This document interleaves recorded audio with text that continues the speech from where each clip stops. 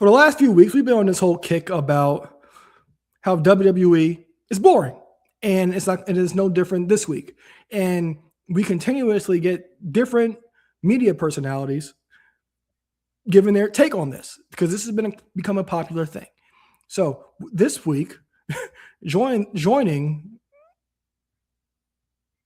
the bandwagon is we had Bully Ray, who was on Busted Open this past week. He gave his take on WWE, and he said with wrestling in general, he's getting pretty bored with it.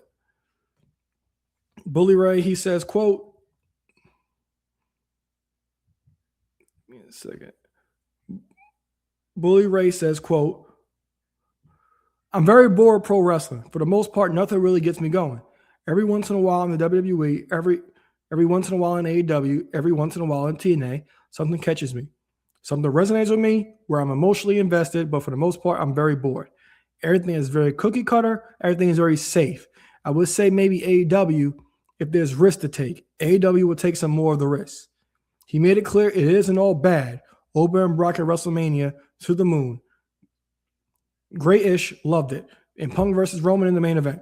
But on Friday's opener, even the segment to open up SmackDown was very safe. Give me some layers to this. Give me some depth. And I'm in full agreement with Bully Ray as well on that aspect. WWE, they have been pretty much safe and cookie cutter. They've added nothing. There's nothing to grasp my teeth into. Even when I'm preparing for this show, I'm like, there's nothing here at all. None whatsoever. There's nothing to go off of at all. So also, next, even the interview king, Ariel Helwani, he's given his take on this now as well. He's also saying WWE is boring. He was very critical of WrestleMania. He called it, quote, soulless, which it definitely was. And now we got Ariel Helwani. He switched the tables, turned the tables, and he joined Eric Bischoff's 83 Weeks, and he gave his thoughts on WWE.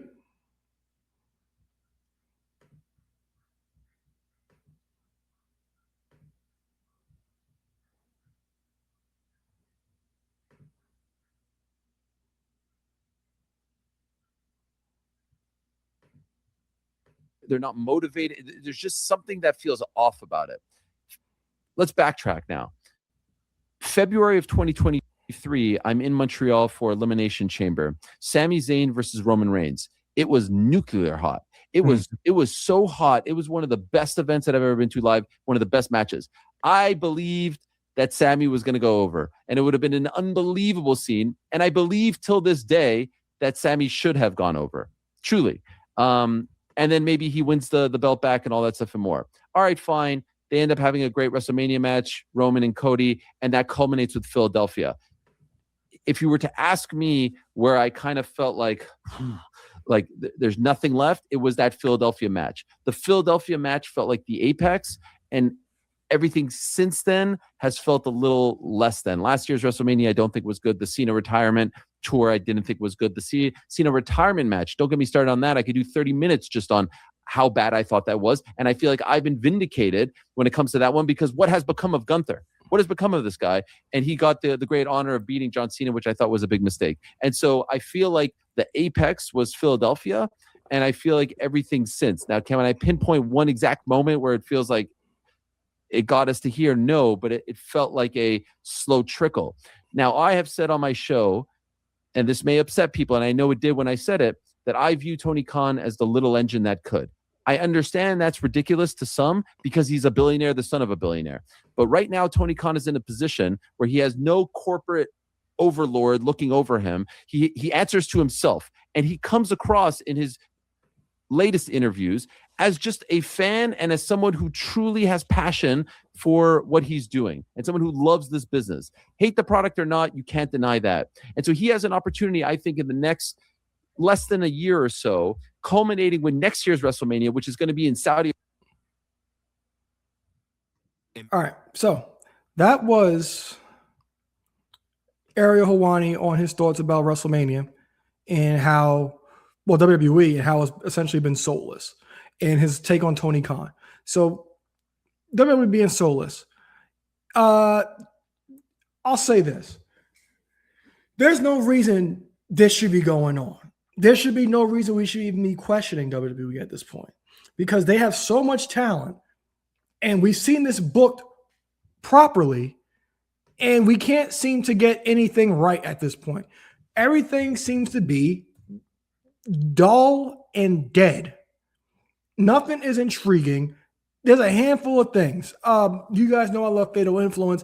I'm looking forward to see Fatal Influence every week. Chelsea Green also steals the show. Carmelo Hayes steals the show. But everything else pretty much feels so stagnant. I don't understand how you come in to this year with all these issues, and it's very off-putting that this continues to happen. Because how do you have this much and you're given so little?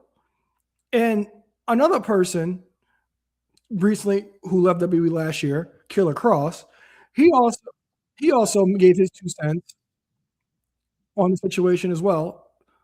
And we're going to hear from Killer Cross. Fair use.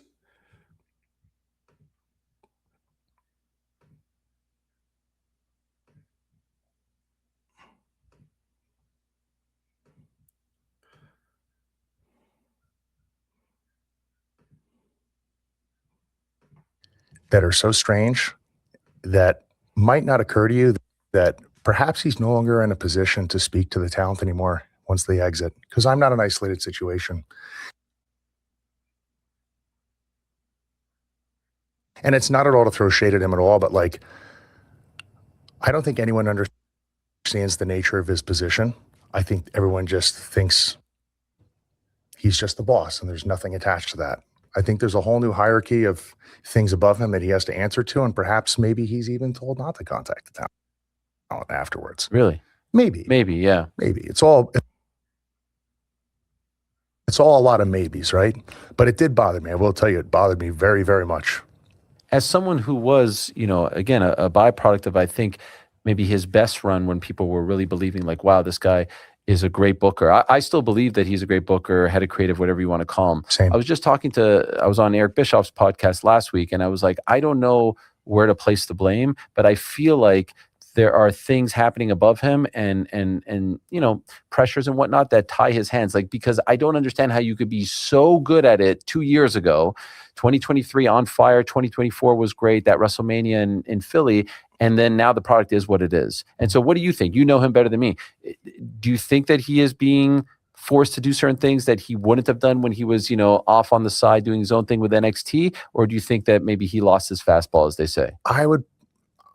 If I had to guess, I would say that there are people who call things in and he has to make the best of what they want to play out on television and the PLEs. Mm-hmm. That's just my guess. And I base that on pattern recognition. And that's a thing that has become very prevalent, especially with like Gen Z.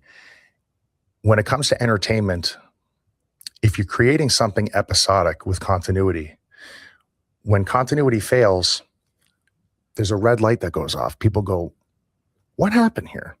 Especially with wrestling. Back in the day, you'd hear about guys on punishment booking. Well, suddenly this push is killed. And then you hear months later he got in trouble outside of wrestling, so they didn't feel like they could depend on him, or he hurt somebody, he dropped somebody in the head or something.